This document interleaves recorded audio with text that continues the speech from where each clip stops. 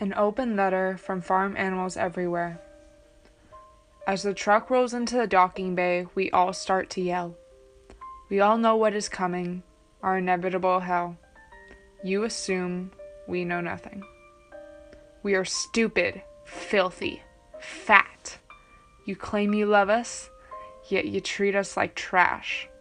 You walk all over us like doormats. That is the problem. You don't see us as individuals, just cash. As the door to the truck opens, we walk down the ramp. Our friends who are too tired to stand get tossed.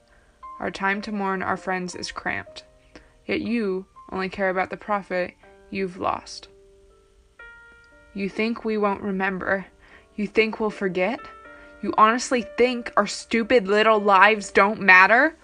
You could slaughter us all day without the least bit of regret.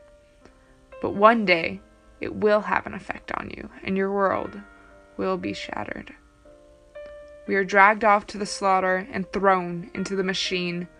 We are dehydrated, malnourished, and shoved into crates. No room to move or even stand up, and nowhere near clean. I must ask, what will it take for us to be too bad to put on your plate? Now I have a serious question to ask. What makes certain animals pets?